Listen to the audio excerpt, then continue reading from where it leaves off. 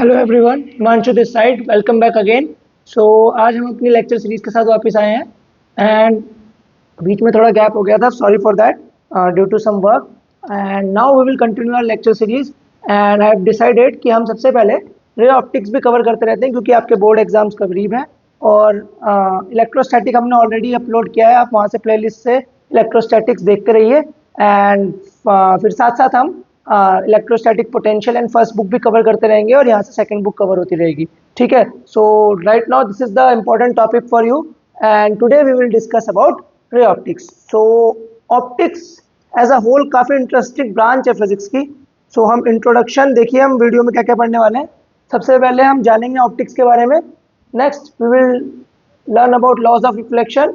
Next rules for image formation, sign convention, plane mirror, reflection from spherical surfaces, relation between R and F, mirror formula and magnification. सो इतने सारे topics इस same video में cover होने वाले, ज़्यादा लंबी वीडियो नहीं होगी। बट क्योंकि ऑलरेडी हमने ये सब कॉपी करा हुआ है, मतलब नोट डाउन करा हुआ है, डायग्राम्स मैं सीधे कॉपी करूँगा क्योंकि आप लोगों ने पहले भी ये पढ़ रखे हैं। So we will move fast ताकि एक छोटे लेक्चर में आपका इंपॉर्टेंट टॉपिक कवर हो जाए, that is reflection of light. ठीक है, तो सबसे पहले, और जिसको जो भी पार्ट आता हो, अगर आपको इंट्रोडक्शन नहीं पढ़ना है, आपको इंटरेस्ट नहीं है, आप इसे स्किप करके सीधे लॉज ऑफ रिफ्लेक्शन में जा सकते हैं। कई लोगों को लॉज ऑफ रिफ्लेक्शन भी पता होगा तो सीधे आगे बढ़ सकते हैं। ठीक है, so as per your requirement deal with it. ठीक है, चलिए शुरू करते हैं। सबसे पहले हम अगर इंट्रोडक्शन की बात करें,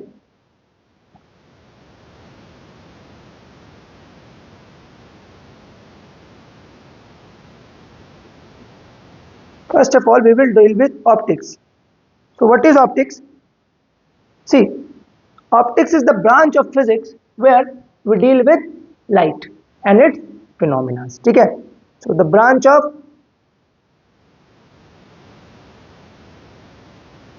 physics where we deal with light and its phenomena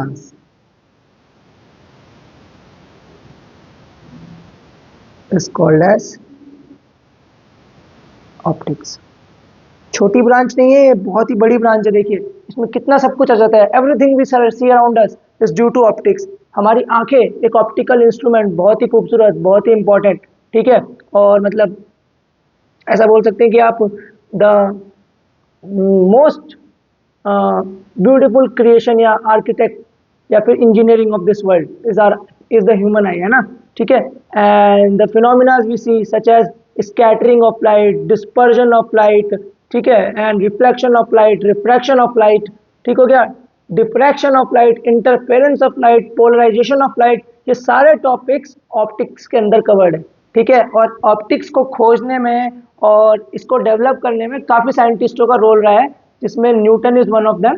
he is a great experimenter of optics. Although theoretically इतने अच्छे से वो एक्सप्लेन नहीं कर पाए थे ऑप्टिक्स को, but on experimental level he did a great job. और उस समय के हिसाब से थियोरेटिकल लेवल में भी उन्होंने काफ़ी अच्छा जॉब किया था। ठीक है, and after that we had हाइगन, we had Einstein also giving some contribution defining the particle nature of light through photoelectric effect। तो वहाँ से भी हमें ऑप्टिक्स और डेवलप करने का मौका मिला।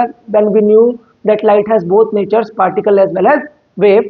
और क्या बोलते हैं, हाइगन का इसमें पार्ट है, इसमें फ्रॉनहोफर का पार्ट है, इसमें फ्रेस्नेल का पार्ट है, इसमें यंग्स के एक्सपेरिमेंट है, and they all combined to develop two main branches of physics which are ray optics and wave optics. सो एक एक करके आपके 12th क्लास के सिलेबस में हम first we will discuss ray optics and then we will discuss wave optics. But in this introduction lecture we will tell you the difference between ray optics and wave optics. तो start करते हैं।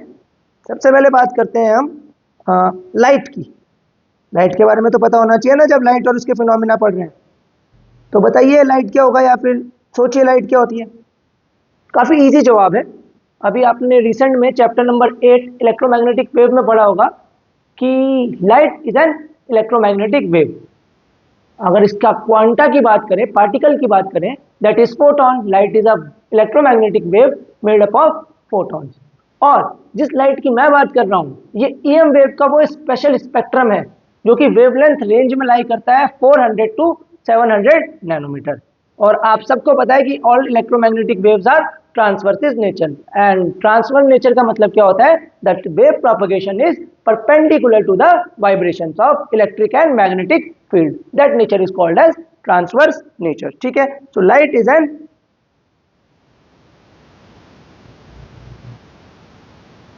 electromagnetic wave lying in the range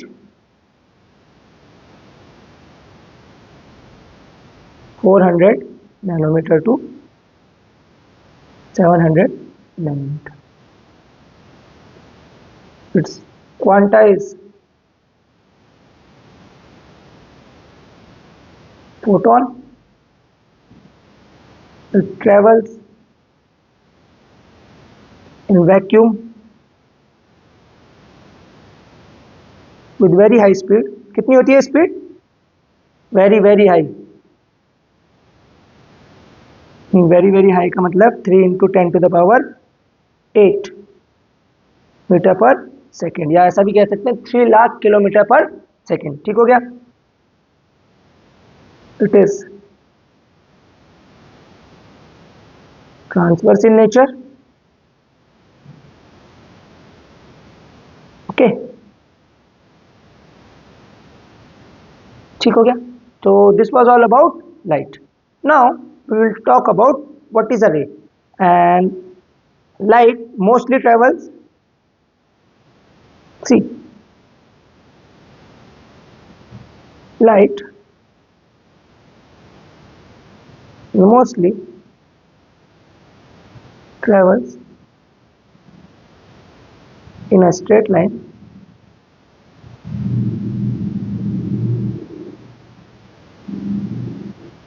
until there is a boundary separating two mediums। अगर ऐसा होता है, boundary आती है, तो आप सभी जानते हैं क्या होता है, क्या होता है, रिफ्रैक्शन होता है ना, where it bends due to reflection और रिफ्रैक्शन, और भी नहीं कह सकते, एंड कह सकते हैं, दोनों कारण की वजह से। Also if there are some obstacles in the path of light,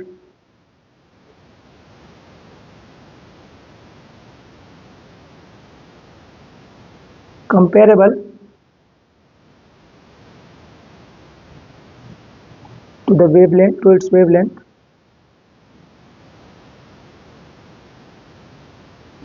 then it also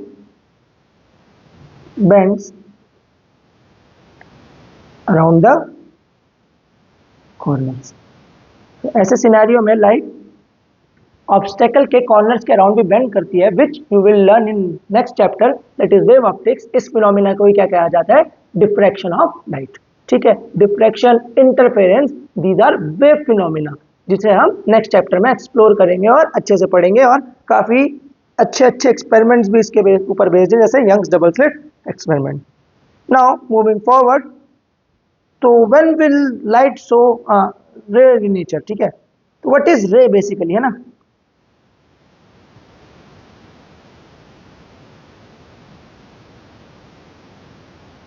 The bundles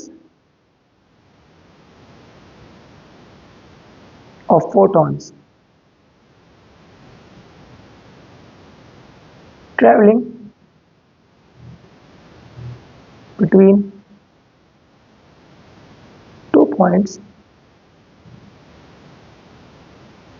in a straight line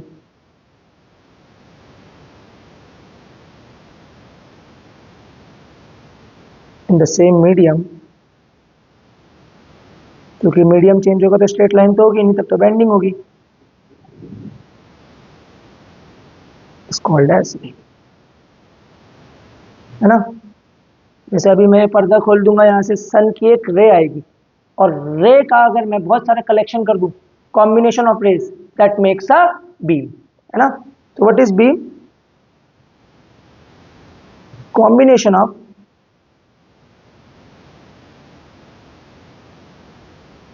many such rays forms a beam। तो बात करते हैं कि कब हम रे ऑप्टिक्स या फिर ज्योमेट्रिक ऑप्टिक्स पढ़ते हैं।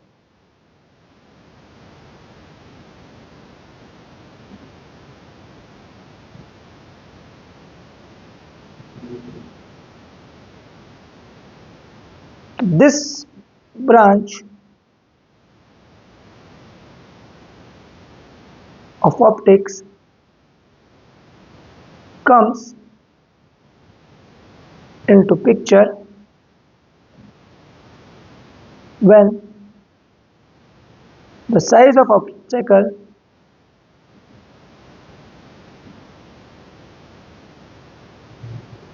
is way larger, that is in centimeters or meter, as compared to wavelength of light, then light will show its particle nature or the wave nature will be negligible, है ना। होते तो दोनों ही nature है, but उस point पर wave nature क्या रहता है? Negligible, that is effect of diffraction is negligible in such a case, ठीक है। Then as compare to wavelength of light, therefore wave nature is negligible in such case, ठीक है। Due to this ray optics we study phenomena such as, here we study phenomena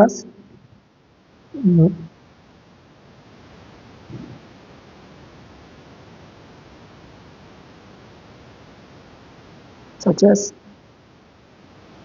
reflection,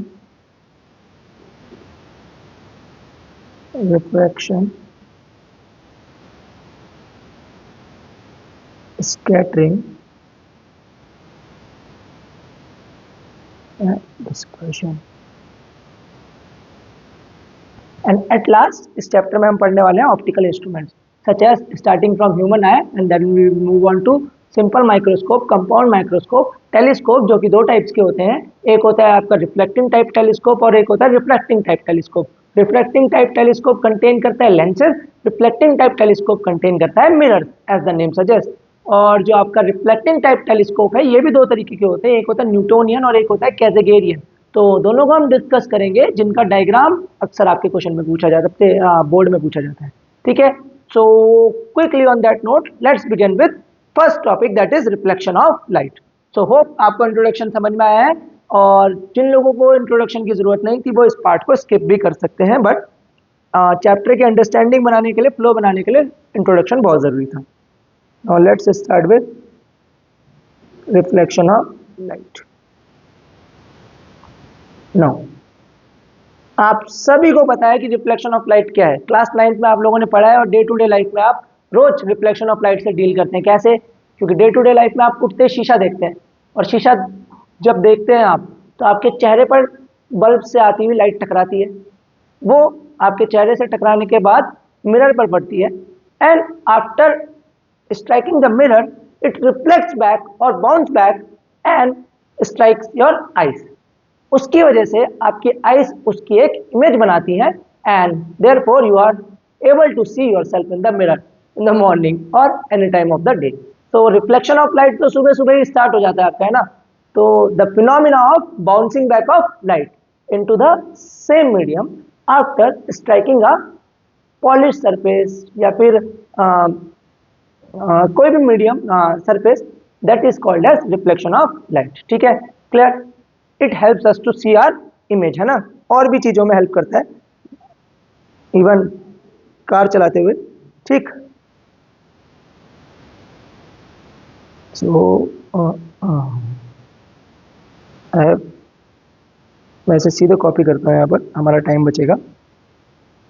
देखिए, the phenomena of bouncing back of light, ठीक है। After into the same medium after striking a reflecting surface is called as reflection of light। कहाँ देखने को मिलता है? Mirrors में, lakes में एंड वाटर बॉडीज में, ठीक है। चलिए आगे चलते हैं और डील करते हैं विद लॉज ऑफ रिफ्लेक्शन। ये भी क्लास 9th में या 10th में आप लोगों ने डिटेल में पढ़े हैं। दो टाइप के होते हैं, दो होते हैं मतलब बेसिकली। फर्स्ट है at the point of incidence, the angle of incidence is equals to the angle of reflection। और ये एंगल ऑफ इंसिडेंस और एंगल ऑफ रिफ्लेक्शन किसके साथ बनाए जाते हैं? Normal to the surface. जो भी सरफेस है उसके आपको नॉर्मल ड्रॉ करना है, इस पे जो इंसिडेंट बीम होगी और जो रिफ्लेक्टेड रे होगी, उन दोनों का जो एंगल होगा that will be same, that is angle of incidence would be equal to angle of reflection. Okay, clear.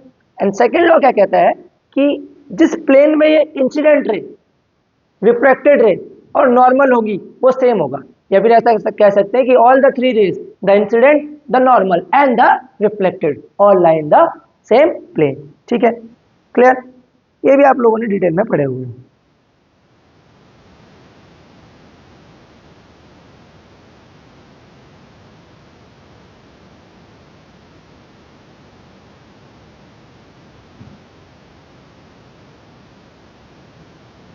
So here I copy them।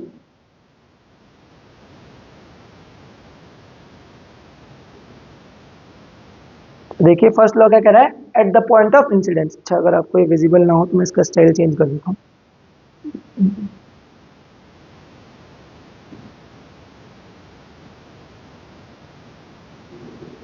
I think red colour is more visible on the white screen. और आप मेरे को comment section में ये भी बताइएगा कि आप कौन सी स्क्रीन प्रेफर करेंगे, ब्लैक स्क्रीन उसमें अच्छी विजिबिलिटी है या फिर वाइट स्क्रीन, ठीक है। It will help us improve the content और योर व्यूअरशिप, ठीक है, आप कैसे देखना चाहते हैं, ठीक है। At the point of incidence, the angle of incidence equals the angle of reflection। This is angle of incidence and this is angle of reflection, and this is normal to the surface। This is the incident ray and this is the reflected ray। It is basically based on the law of conservation of energy, क्योंकि total incident energy equals to total reflected energy। अब हो सकता है कि यहाँ पर transmission भी हो या फिर क्या बोलते हैं आपका एब्जॉर्प्शन भी हो, but we are considering a case of perfect reflection की लाइट जितनी आई उतनी ही रिफ्लेक्ट हो गई, ठीक है। न्यूटन ने भी इसे एक्सप्लेन किया था on the basis of elastic collision. उन्होंने कहा था कि इलास्टिक कोलिजन यहाँ पर हो रहा है, जो कि आपने क्लास 11 में पढ़ा है, व्हाट इज इलास्टिक कोलिजन। और इलास्टिक कोलिजन होने की वजह से ये जो पैरेलल कंपोनेंट है ये हमेशा क्या रहता है? कंजर्व रहता है, और ये जो परपेंडिकुलर कंपोनेंट है सिर्फ उसी में चेंज आता है मोमेंटम के, ठीक है, क्लियर। चलो फिर आगे बढ़ते हैं, ठीक है। तो next is the normal, the incident and the reflected ray all lie in the same plane, ठीक है, दैट इज नंबर 2, ठीक है। अब बात करते हैं जो हमारा अगला टॉपिक था, दैट वाज रिफ्लेक्शन। हमने डील कर लिया है, लॉज ऑफ रिफ्लेक्शन भी पढ़ लिया है। Now we will talk about rules for image formation and sign convention. So basically there are 4 rules. क्या क्या है वो रूल्स, वो भी आपको पता है, मैं क्विकली इन्हें भी डिस्कस करता हूँ। तो next topic is rules for image formation. What are the rules? पहला रूल ये कहता है, स्पेशली किसके लिए? स्फेरिकल सरफेसेस के लिए, है ना।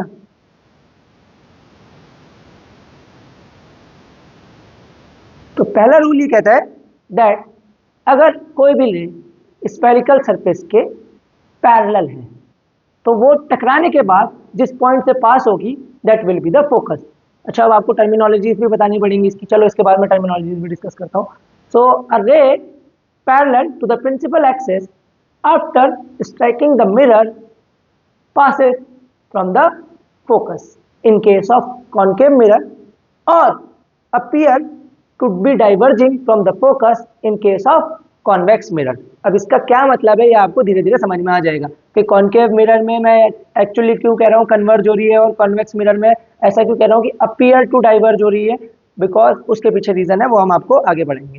ठीक है, दूसरा लॉ कहता है कि अगर कोई लाइट इंसिडेंट है ऑन द पोल, पोल आपको पता होगा centre of the reflecting surface, reflecting surface का जो सेंटर होता है उसी को पोल कहते हैं। तो अगर कोई रे इंसिडेंट है पोल पर तो जिस एंगल पे वो इंसिडेंट होगी उसी एंगल पे वो क्या हो जाएगी, रिफ्लेक्ट। तीसरा लॉ कहता है अगर कोई रे सेंटर ऑफ कर्वेचर से पास हो रही है so it will bounce back undeflected. ऐसा क्यों? क्योंकि जो सेंटर ऑफ कर्वेचर होता है वो किसी भी स्फेरिकल सरफेस का क्या होता है, नॉर्मल। उससे जो रे पास करती है और स्फेरिकल सरफेस को टकराती है दैट फॉर्म्स द नॉर्मल। और आपको पता है नॉर्मल इंसिडेंस में क्या होगा, लाइट जाएगी और टकरा के सीधे वापस आ जाएगी। एंड फोर्थ लॉ कहता है कि अगर कोई राइट रे इंसिडेंट है in such a manner that it passes from focus then after striking the mirror it becomes parallel to the principal axis. ठीक है, तो ये 4 रूल्स भी मैंने यहाँ पर लिखे हुए हैं ताकि हमारा टाइम बचे बेसिकली, और कुछ रीजन नहीं है इसके पीछे। Quickly I copy and paste और एक एक करके आपको एक्सप्लेन भी करता हूँ।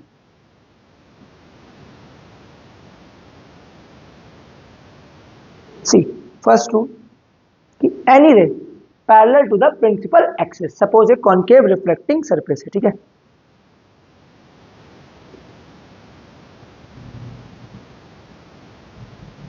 After striking the reflecting surface it passes through the focus.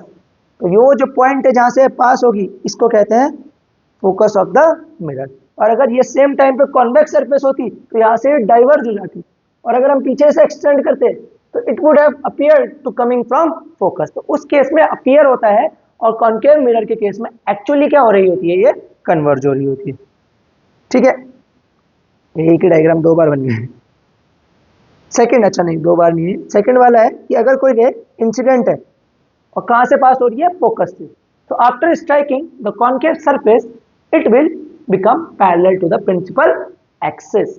ठीक है, ये जो अपनी एक्सिस है जो पोल से पास होती है, मैं साथ साथ टर्मिनोलॉजी भी समझा रहा हूं। Pole is the centre of the mirror. ठीक है, जो भी हमने अपना रिफ्लेक्टिंग सरफेस लिया है उसका जो सेंटर होता है उसी को क्या कहा जाता है, पोल। और उस सेंटर से पास होने वाली लाइन, हॉरिजॉन्टल लाइन, इसको क्या कहा जाता है, प्रिंसिपल एक्सिस। एक ही प्रिंसिपल एक्सिस होती है एक रिफ्लेक्टिंग सरफेस के लिए। ठीक है, और इसके पैरेलल कितनी भी इनफाइनाइट नंबर ऑफ रेज हो सकती है, पर प्रिंसिपल एक्सिस क्या होगी, एक। ठीक है, बात करते हैं फोकस की। फोकस वो पॉइंट है जहां पर कोई रे इंसिडेंट होने के बाद पास होगी या कन्वर्ज होगी in case of concave mirror, और it will appear to diverge in case of convex mirror. मैं डेफिनेशन में लिखा दूंगा अभी। तीसरा पॉइंट है अगर कोई incident ray centre of curvature से पास होती है तो टकराने के बाद देखो ये अपना पाथ रिट्रेस कर रही है, इट रिट्रेसेस इट्स पाथ। ऐसा क्यों? क्योंकि centre of curvature is nothing but normal, और नॉर्मल पे कोई रे अगर इंसिडेंट हो गया, अच्छा आपको समझ में आ रहा है कि ये नॉर्मल क्यों होगा। देखो ये है एक स्फेरिकल सरफेस। अब स्फेरिकल सरफेस का ये जो पार्ट है, ये इस पार्ट पे अगर मेरे को नॉर्मल ड्रॉ करना है तो यहाँ पर ये प्लेन होगा ना पार्ट, तो दिस पार्ट। अब इसका जो नॉर्मल होगा, मतलब ये टेंजेंट हो गया सरफेस के लिए, अब इसका जो नॉर्मल होगा वो इस स्फेयर के कहां से पास होना चाहिए, सेंटर से। और स्फेयर के सेंटर से जो पास होगा वो रेडियस होगा। ठीक है, तो ये जो रेडियस है या ये जो पॉइंट है, हमेशा आपको पता है अपना ज्योमेट्री की एक प्रॉपर्टी होती है that tangent and radius are always perpendicular to each other. मतलब कोई भी सरफेस पे आप रेडियस ड्रॉ करो वो पास कहां से होगा, सेंटर ऑफ कर्वेचर से। तो अगर वो सेंटर ऑफ कर्वेचर से पास होगा तो डेफिनेटली वो क्या होगा, नॉर्मल। और अगर नॉर्मल इंसिडेंट है तो रे जो होती है अपना पाथ क्या करती है, रिट्रेस। ठीक है, clear. Case number 4,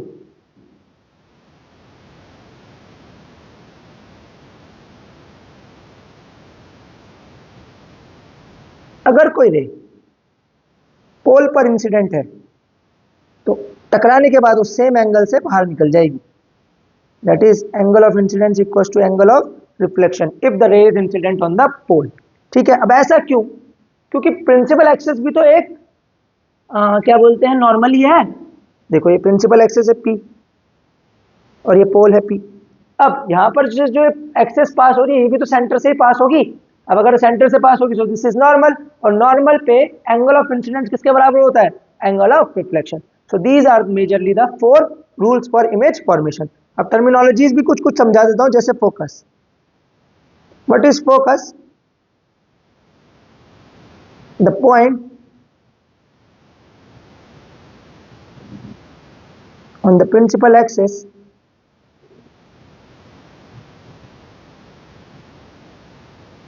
from which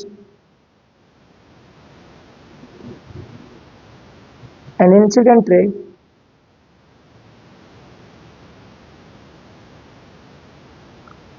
after reflection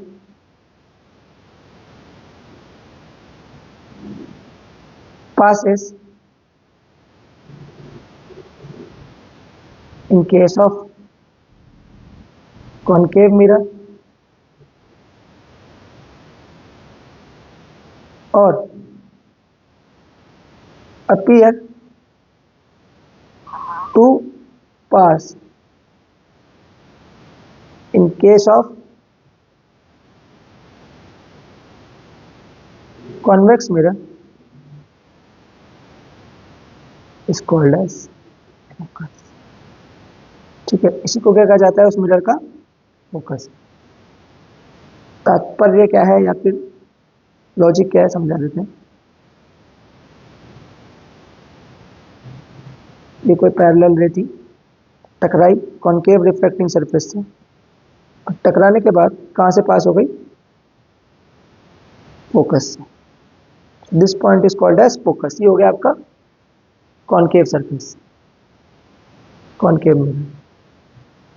अब अगर सेम टाइम पे मैं कॉन्वेक्स मिरर की बात करूं तो यहां पर से क्या होगा? ये आएगी, टकराएगी और डाइवर्ज हो जाएगी। और अगर मैं इसे पीछे एक्सटेंड करूंगा so it appears to coming from a point and this point is called as focus। Concave mirror के केस में जो फोकस होता है that is virtual.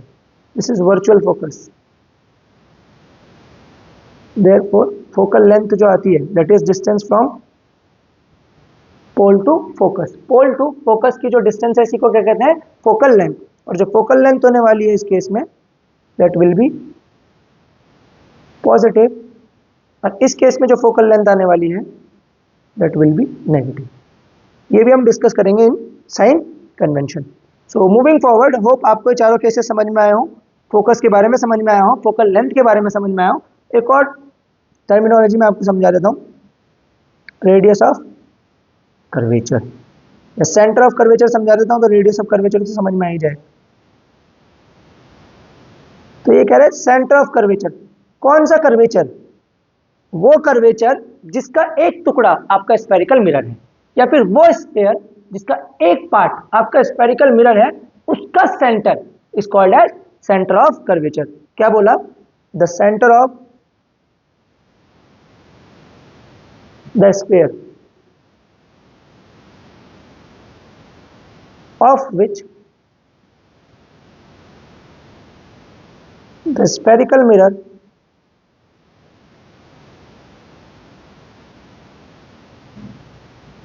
is a part of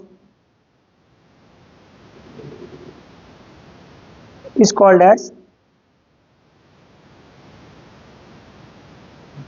center of curvature। Fine, this is called as centre of curvature. और radius of curvature क्या है?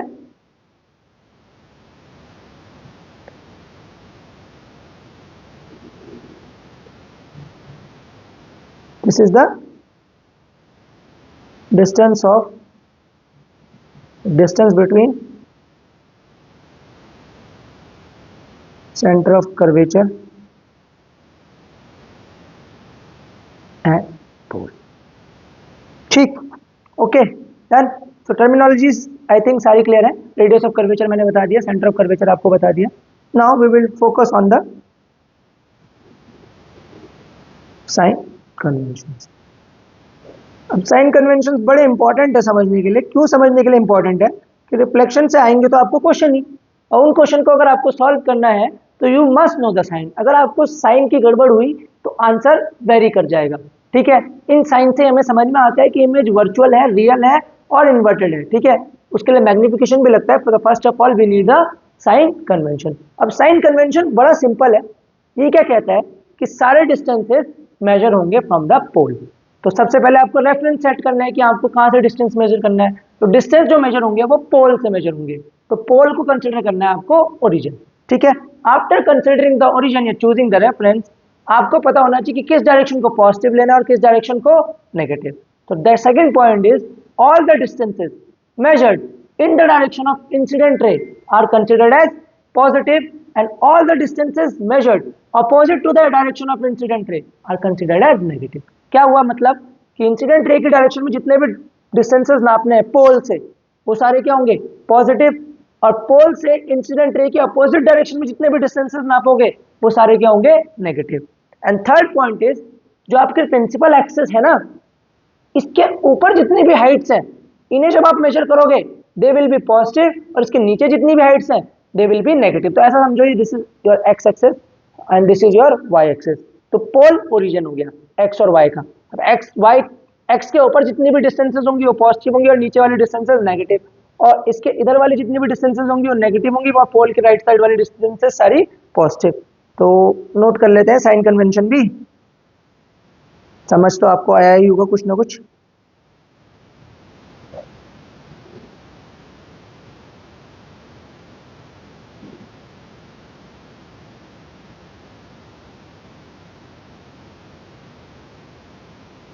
देखिए क्या क्या लिखा है। ग्रीन कलर विजिबल है या नहीं मेरे को आप कमेंट सेक्शन में बता दीजिएगा, दिक्कत है तो इसे चेंज कर देंगे। तो first is all the distances are measured from the pole considering it as origin, जैसा कि मैंने आपको बताया। Second is all the distances measured along the direction of incident ray are taken as positive and vice versa, मतलब opposite direction में लेंगे तो negative. And last is all the distances are measured above the principal axis are taken as positive and vice versa. So मैं एक diagram भी बना लेता हूं ताकि आपको और क्लियर अंडरस्टैंडिंग हो जाए इसकी। Suppose this is our reflecting surface, this is the principal axis। ठीक है, now suppose ये आपकी इंसिडेंट रे है।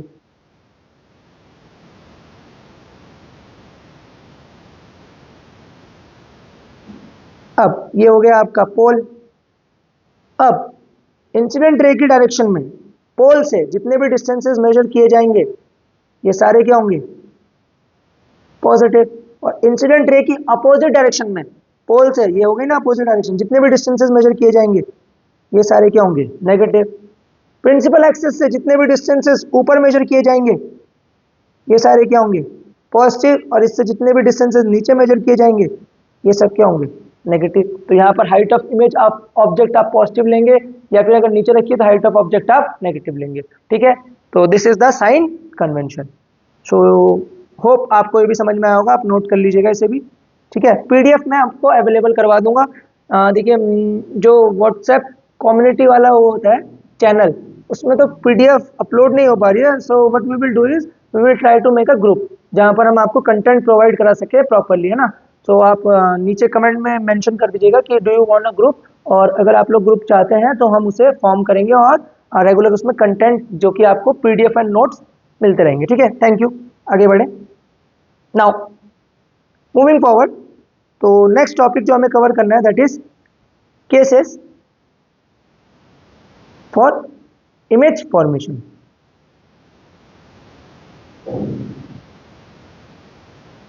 नाउ अपन सबसे पहले डील करेंगे कॉनकेव मिरर के साथ,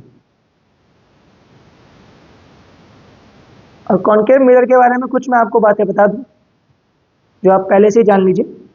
कॉनकेव मिरर जो होता है इसका फोकस होता है या फोकल लेंथ जो होती है वो आप हमेशा लेते हैं नेगेटिव। ठीक है, क्लियर, समझ में आया। ये अक्सर जनरली कैसी इमेज बनाता है रियल एंड इन्वर्टेड। और सिर्फ एक सिंगल केस है जहां पर ये कैसी इमेज बनाएगा, वर्चुअल एंड अपराइट। अब ये रियल एंड इन्वर्टेड या रियल एंड वर्चुअल आप बार बार वर्ड सुनते हैं, पर do you actually know the meaning of this word real and virtual? Actually real and virtual का मतलब क्या है या डिफरेंस क्या है इन दोनों इमेजेस में? The real image is where the rays actually meet. जब किसी मिरर से टकराने के बाद या किसी लेंस से रिफ्लेक्ट होने के बाद रेस एक्चुअली मीट करती है, दैट मिरर या that image is called as real image. और जब रेस एक्चुअली मीट नहीं कर रही है, रादर आप उसे पीछे की तरफ एक्सटेंड कर रहे हो and they are just appearing to meet, ऐसी इमेज को क्या कहा जाता है, वर्चुअल इमेज। वर्चुअल वर्ल्ड होता है ना जो एक्चुअली में रियलिटी में एग्जिस्ट नहीं करता but it appears to be existing, so same is the case with virtual image. Similarly real world क्या है, जहां पर एक्चुअली में चीजें हो रही हैं, या फिर रियल इमेज क्या है, जहां पर एक्चुअली में दो रेज आपस में इंटरसेक्ट कर रही है। और हमेशा इमेज फॉर्मेशन के लिए दो या उससे ज्यादा रेज का इंटरसेक्ट करना जरूरी है, सिंगल रे कभी भी इमेज बना नहीं सकती। ठीक है, क्लियर, समझ में आया? तो अब केसेस तुरंत डिस्कस कर लेते हैं जो कि आपने पढ़ी है। मैं कॉपी करता हूँ और फटाफट इन्हें डिस्कस करेंगे और बताएंगे कि क्या क्या इमेज के फॉर्मेशन होंगे इनमें, है ना। तो सबसे पहले तो रखते हैं कहाँ पर ऑब्जेक्ट को, इन्फिनिटी पे।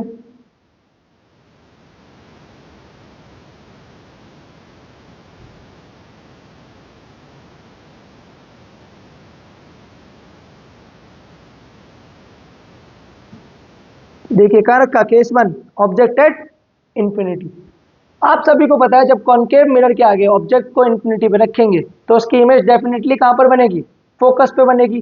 तो जो वी आएगा वो क्या होगा, फोकस पे, और कैसा आएगा, negative, that is image distance. Nature कैसा होगा इस इमेज का, एक तो होगा पॉइंट साइज और दूसरा ये real intersection of image rays से बन रही है, so that will be a real image. Case second अगर हम डिस्कस करें, दैट इज बियॉन्ड सी। तो बियॉन्ड सी वाला केस हम डिस्कस करते हैं। ठीक है,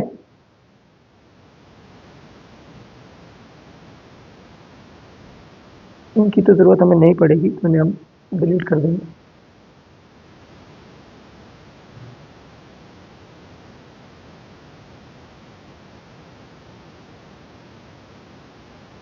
ये डायग्राम कॉपीड इसीलिए है ताकि हमारा और आपका दोनों का टाइम बचे, मेनली आपका टाइम बचे, अपने को तो कोई दिक्कत नहीं, इसे दोबारा भी लिख देंगे।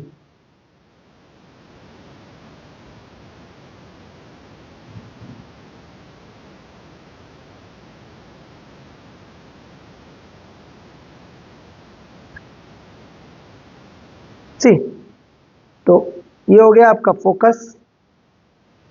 अब देखिए ऑब्जेक्ट रखा था बियॉन्ड सी, मतलब सेंटर ऑफ कर्वेचर से दूर, और जो इमेज बनी है वो बनी है, पोजीशन जो इसकी है, पोजीशन हमने नहीं लिखी यहाँ पे, position of image between C and F. ऐसे केस में हमेशा पोजीशन कहाँ बनेगी, बिटवीन सी एंड एफ, जहां सी है centre of curvature and F है फोकस। ठीक है, इमेज का नेचर कैसा होगा, this is as you can see it is real image, थोड़ी सी छोटी बनी है, that means diminished and inverted. So the nature of the image will be real, inverted and diminished. Please remember the case, क्योंकि आपको एक question solve करने में हेल्प करेंगे। ठीक है, डायरेक्टली भी आप क्वेश्चन सॉल्व कर पाएंगे अगर आपको इसकी नॉलेज होगी तो।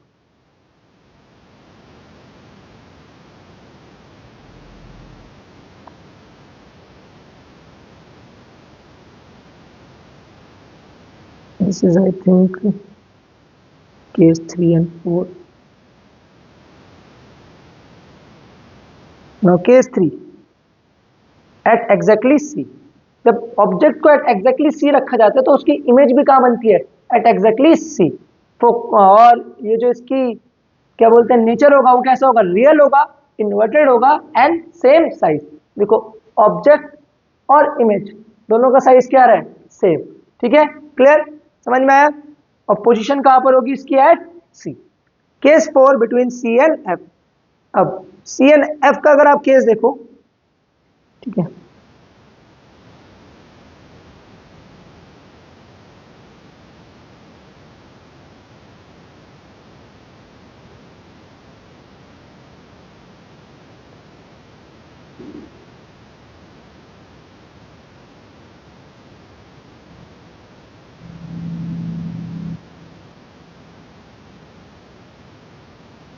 सी। Let's case number 4। तो ऑब्जेक्ट का है बिटवीन सी एंड एफ। अब जैसे जैसे आप करीब लाते रहते हो ना इन्फिनिटी से, देखो फोकस पे था, सी से सी पे था, और बियॉन्ड सी, सी और एफ के बीच में था। अब अगर आप सी और एफ के बीच में ले आए तो ये क्या हो जाएगी, सरकती जाएगी दूर की तरफ। मतलब जैसे जैसे आप ऑब्जेक्ट को पास लाते जा रहे हो, इमेज कहाँ जाती जा रही है, दूर जाती रहती है। ठीक है, इसका ध्यान देना। तो ये हो गए सी एंड एफ के बीच में, तो इसकी पोजीशन क्या बनी, बियॉन्ड सी। और कैसी बनी, रियल बनी, इन्वर्टेड बनी एंड मैग्नीफाइड बनी। ठीक है, एंड लार्ज। ठीक है, position beyond C. And case 5 at focus. तो जब आप इमेज को फोकस पे रखोगे तो ये कहां पर मीट करेंगी, इन्फिनिटी, क्योंकि rays become parallel after reflecting the concave surface. और पैरेलल रेस आप सभी को पता है कहां मिलती है, इन्फिनिटी पे। ठीक है, तो इसका नेचर कैसा होगा, पोजीशन क्या होगी, इन्फिनिटी। ठीक है, रियल इन्वर्टेड ये सब तो चलेगा इसमें। और केस नंबर 6 लास्ट केस, जब स्पेशल केस है, इसका बहुत खास कर ध्यान रखना क्योंकि ये बहुत बार पूछा जाता है और इंपॉर्टेंट केस है ना। This is your case number 6।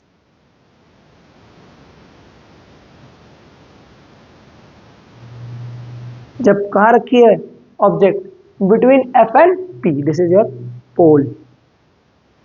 तो ये एक इकलौता केस है जिसमें कैसी इमेज बनाता है concave mirror, virtual image. Virtual के साथ साथ ये एनलार्ज होगी और अपराइट होगी। और पोजीशन कहाँ होगी इसकी, बिहाइंड द मिरर। अब कहीं भी हो सकती है behind the mirror, we don't know, we have to use the mirror formula to exactly calculate and predict कि इमेज कहाँ पर बनेगी बिहाइंड द मिरर। ठीक है, so these were all the cases of concave mirror. Now talking about convex mirror.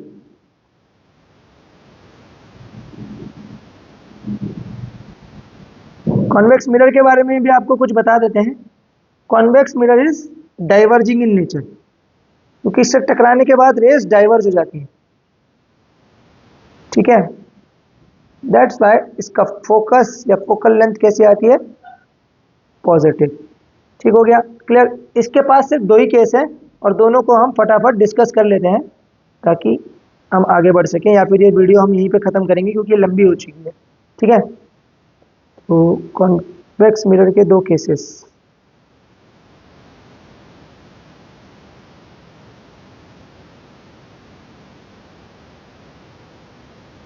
ये case number 1, object कहां पर है, वही infinity. Case 1, object at infinity. तो इमेज कहां बनेगी, फोकस पे, या appear to be forming at focus. और जब भी अपीयर टू आता है तो सीधे समझ जाओ कौन सी इमेज है, वर्चुअल। अपीयर टू का मतलब ही होता है वर्चुअल। और जहां पर एग्जैक्टली मीट कर रही है यहाँ इन मतलब रियलिटी मीट कर रही है, that is called as real image.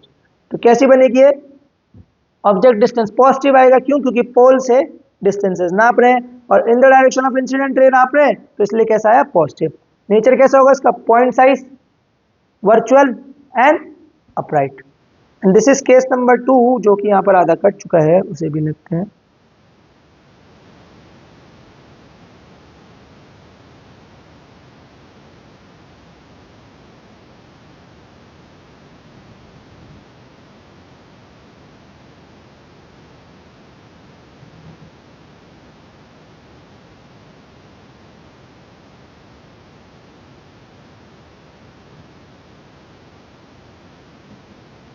ठीक है, सो देखिए केस नंबर 2 पर ये जो इमेज बन रही है ये हमने एट एनी पॉइंट ले लिया, at any point accept infinity.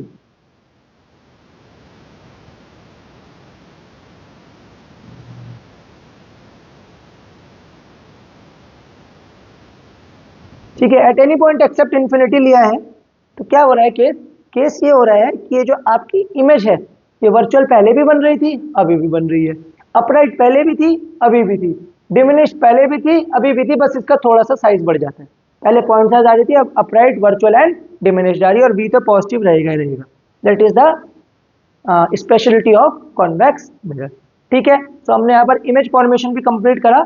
Now we are only left with plane mirror, और उसके टाइप की इमेज वो हम नेक्स्ट लेक्चर में कवर करेंगे, क्योंकि this lecture has already reach limit, ज़्यादा बड़ा लेक्चर हम बनाना नहीं चाह रहे, ठीक है। So in next lecture we will do the remaining part. देखिए आधे से ज़्यादा पार्ट तो इसमें कवर हो चुका है, जैसे कि साइन कन्वेंशन हो गया, रिफ्लेक्शन फ्रॉम स्फेरिकल सरफेसेस हो गए और इनके केसेस हो गए, ठीक है। अब बचा क्या है, plane mirror, relation between R and F, mirror formula and magnification, which will cover in lecture number 2 for reflection. कोशिश मेरी ये थी कि एक ही लेक्चर में कंप्लीट हो जाए, बट सिंस इंट्रोडक्शन भी देना था और बेसिक टर्मिनोलॉजीज भी आपको समझानी थी ताकि सब रेंज के बच्चों को हम कवर कर पाए, देयरफॉर आज के वीडियो में हम इतना ही कवर कर पाएंगे। Thank you, keep watching, keep learning, और आपसे जो मैंने सवाल पूछे हैं वीडियो में, आप उनका प्लीज़ फीडबैक कमेंट में शेयर कीजिए ताकि हम इम्प्रूव कर सकें और आपको भी कंटेंट इम्प्रूव हो सके, ठीक है। Thank you so much.